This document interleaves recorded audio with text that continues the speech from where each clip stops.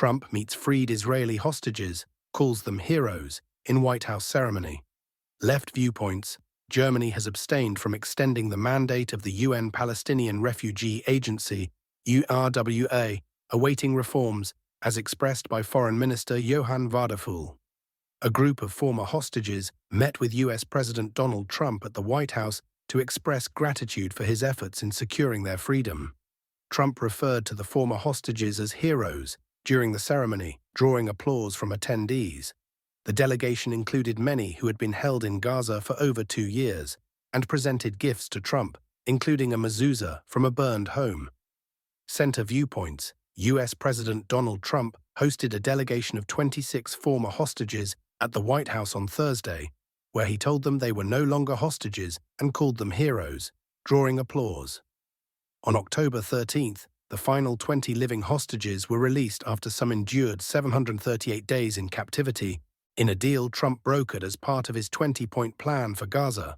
3 fallen hostages remain unreturned: first-class Ran Gvili, Dror Or, and Sudhisak Rinthalak, while Hamas released 25 bodies out of 28, and 3 former hostages stayed in Israel. Right viewpoints. A delegation of 17 freed Israeli hostages met with President Donald Trump at the White House, who called them heroes and presented them with a presidential challenge coin. The Berman brothers gave Trump a mezuzah from their home, stating it symbolizes gratitude for his help in their release. Congresswoman Haley Stevens emphasized ongoing support for the hostages and their families during a meeting with lawmakers. Trump praised the resilience of the survivors, noting, "Martin never broke, and today he's a living testimony to the toughness, heart, and faith of the Jewish people."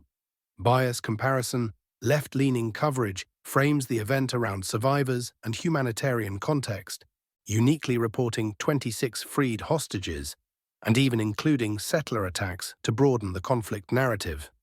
Right-leaning outlets conversely emphasize Trump's role, portraying the individuals as heroes and highlighting their courage and faith through horrific captivity, often de-emphasizing the specific number. Center-leaning reports either factually state who met whom or use slightly positive terms like honors to describe Trump's actions.